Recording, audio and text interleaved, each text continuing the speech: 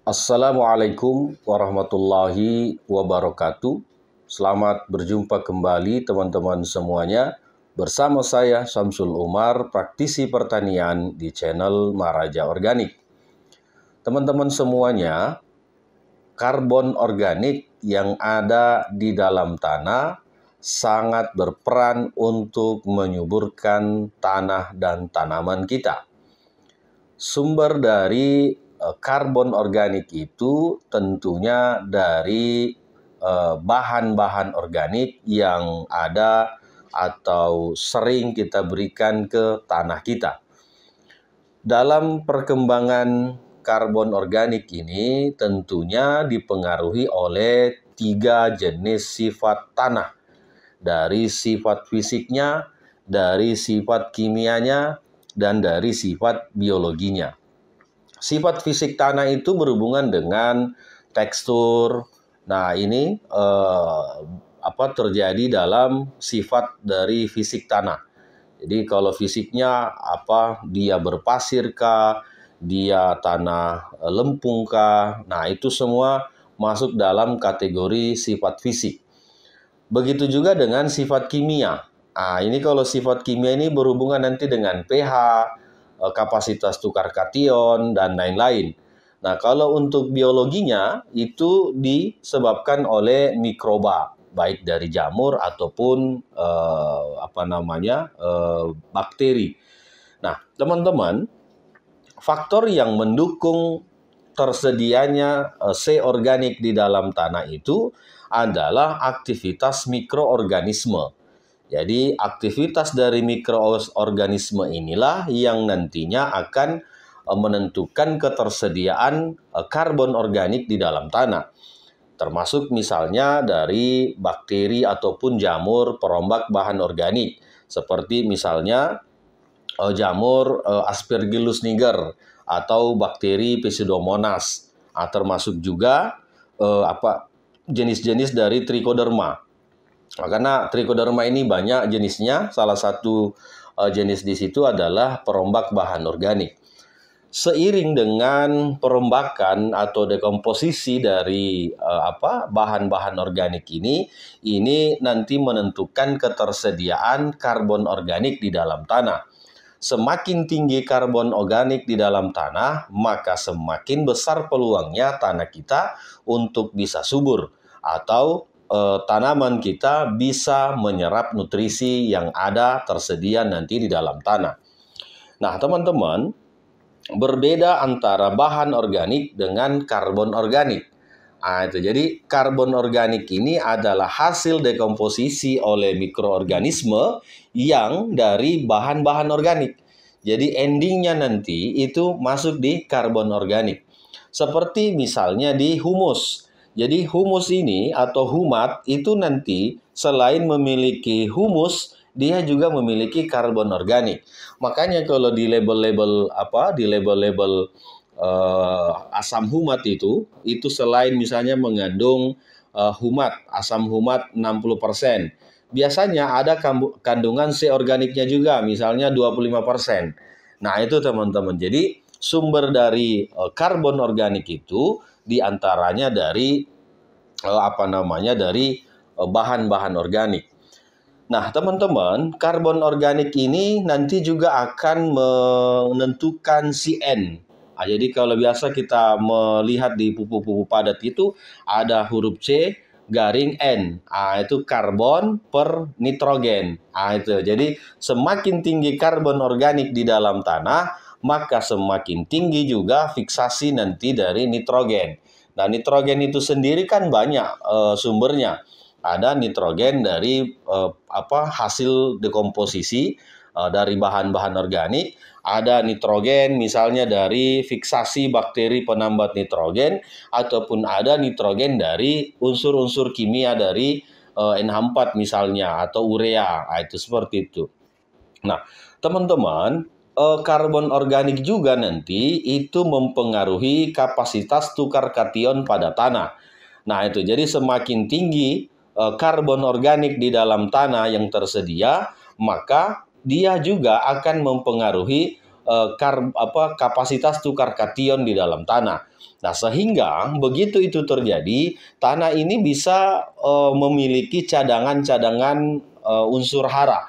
Nah, itu. Jadi begitu karbon organik bagus, CN rasionya juga bagus, ditambah lagi KTG-nya atau kapasitas tukar kationnya juga tinggi, maka otomatis tanah dan tanaman kita ini akan bertumbuh dengan maksimal. Teman-teman semuanya, karbon organik ini juga ditentukan oleh kelembaban.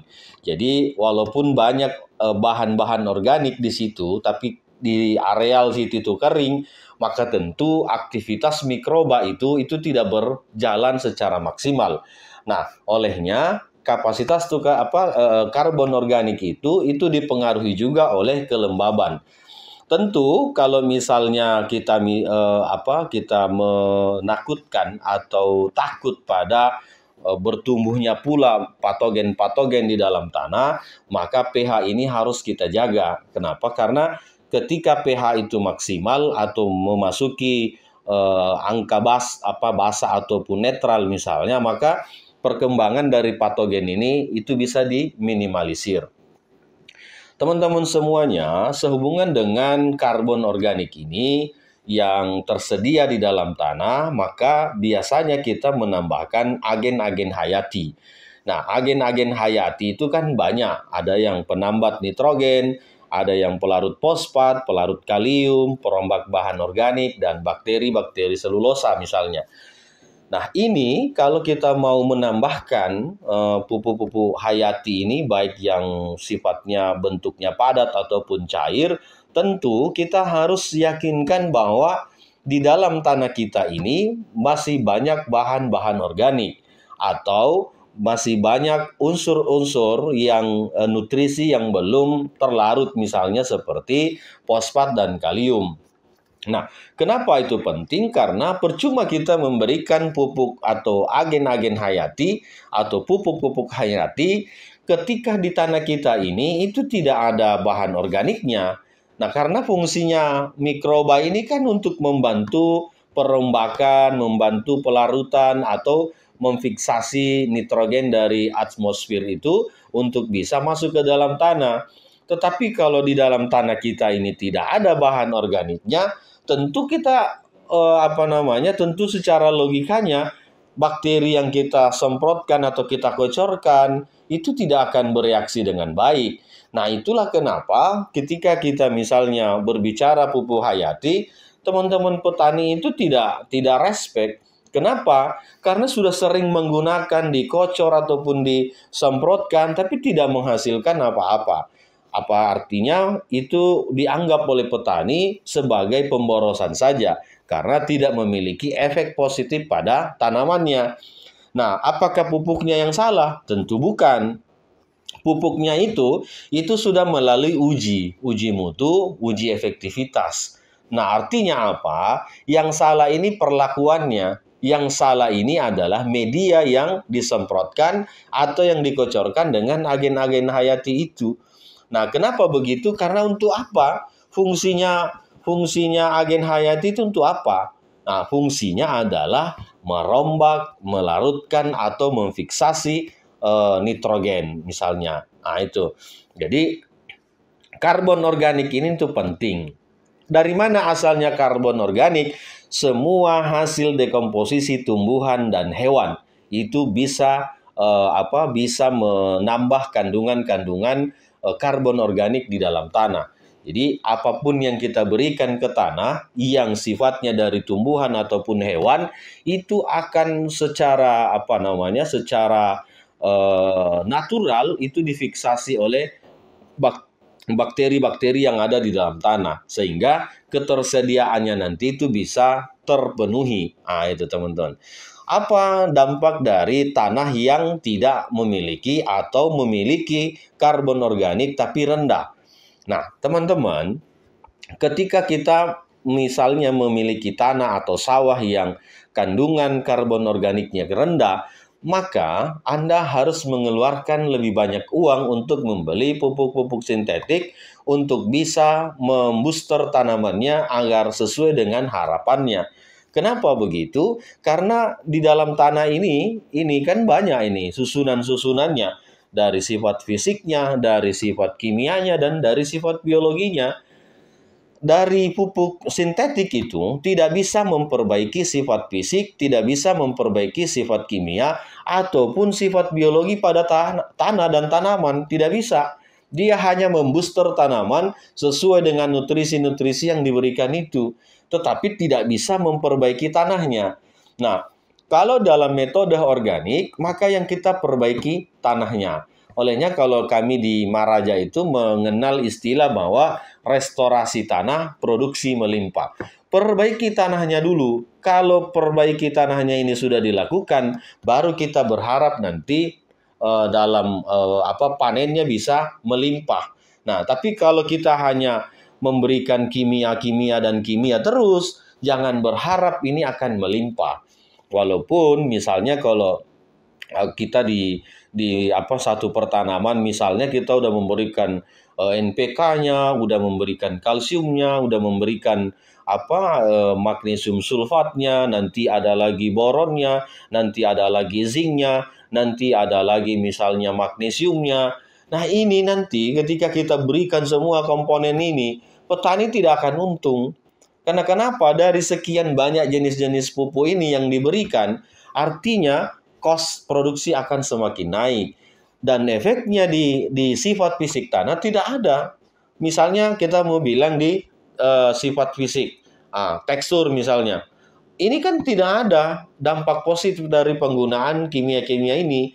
Dari sifat kimianya, pH justru semakin semakin asam, KTK-nya juga semakin rendah. Misalnya di biologi, kalau terkena residu kimia pasti akan mati. Sehingga teman-teman yang hari ini masih menggunakan metode-metode pertanian kimia, hendaklah sesering mungkin juga memberikan tambahan bahan-bahan organik. Agar apa? Agar keseimbangan di dalam tanah kita itu terjadi. Saya tidak anti kimia, Anda mau menggunakan NPK silahkan. Tetapi jangan lupa tambahkan juga bahan-bahan organik. Supaya apa? Supaya 3 sifat tanah ini itu berfungsi. Sifat fisiknya tetap aman, sifat kimianya misalnya di KTK bagus, tinggi, atau di pH menjadi netral, dan yang terpenting di aktivitas mikrobiologi atau bakteri ataupun jamur. Nah, sehingga begitu kita menunggu hasil panen itu maksimal begitu. Tapi kalau semuanya hanya kimia saja, sifat fisik kimia dan biologi tanah ini kita tidak perhatikan, lalu sampai kapan tanah ini bisa kita gunakan? Nah, itu pertanyaannya. Karena tanah yang baik adalah tanah yang memperhatikan sifat-sifat dari tanah tersebut. Nah, itu. Nah, salah satunya adalah bagaimana karbon organik itu bisa tersedia di dalam tanah. Bagaimana? Dari mana bahannya? Ya dari bahan organik atau dari sisa-sisa hewan misalnya. Contoh kalau kita mau ngambil dari sisa hewan, misalnya bahan-bahan sisa makanan, ikan ataupun ayam atau apa, itu kan termasuk dari sisa makhluk hidup. Begitu juga dari kompos misalnya. Kompos ini kan sisa dari bahan-bahan organik tumbuhan. Nah, itulah kenapa tidak ada tanah yang rusak ketika diberikan sisa-sisa bahan organik. Tidak ada. Anda boleh ceklah, perbandingkan dari tanah yang selalu diberikan bahan-bahan organik dengan tanah yang hanya diberikan kimia tok saja. Silakan Anda buktikan. Dan saya yakin bahwa teman-teman petani sudah pasti bisa membedakannya. Kenapa saat ini banyak yang disebut dengan tanah-tanah janda atau tanah-tanah yang tidak boleh ditanami setelah memanen hasil panen dari satu jenis tanaman? Karena apa? Karena kandungan bahan organiknya kurang, sehingga yang mendominasi tanah itu adalah jamur-jamur patogen atau bakteri-bakteri patogen penyebar atau penyebab penyakit. Nah, itu teman-teman. Tetapi kalau kita menambahkan bahan organik di dalamnya, tentu mikroba di dalam akan semakin bervariasi, semakin banyak populasinya. Nah, itulah kenapa ketika misalnya kita memberikan bahan organik, pertumbuhan tanaman ini bisa maksimal. Nah, tentu bahan-bahan organik ini tidak secepat ketika kita memberikan bahan-bahan kimia. Karena sifat bahan-bahan kimia itu kan membooster, memberikan dengan nilai atau persen yang tinggi. Tetapi dampak atau efeknya pada tanah dan tanaman itu tidak akan bagus, tidak akan positif. Pemakaian sekali masih bagus, pemakaian 2 kali masih bagus, pemakaian 10 tahun, nah mulai itu terasa. Hasil panen mulai turun. Masuk ke 20 tahun, penyakit itu sudah semakin banyak. Inilah yang terjadi hari ini di pertanian kita. Nah, jadi bukan berarti kami adalah orang-orang yang anti kimia, tidak. Silakan Anda mau menggunakan merek pupuk apapun, tetapi jangan lupa berikan juga bahan-bahan organik ke dalam tanahnya. Agar apa? Keseimbangan terjadi. Kalau keseimbangan terjadi, tentu sifat fisik, sifat kimia, dan sifat biologi tanah terus akan terjaga. Ketika itu yang terjadi, maka tentu produktivitas semakin akan meningkat. Nah, berbeda kalau kimia-kimia terus. Kami tidak usah memaparkan bagaimana kimia ini merusak tanah dan tanaman kita. Silakan teman-teman petani yang sudah 5-10 tahun bertani, mesti akan mempelajari, mesti akan melihat, mesti akan merasakan bagaimana efeknya menggunakan kimia yang berlebihan secara terus-menerus. Saya kira begitu teman-teman ulasan kita hari ini. Semoga dengan sharing ini bisa memberikan manfaat, bisa memberikan pencerahan, sekaligus bisa dipraktekkan nanti di tanah dan tanamannya, agar cita-cita kita terus memperbaiki tanah kita bisa terwujud di Indonesia ini. Terima kasih. Assalamualaikum warahmatullahi wabarakatuh.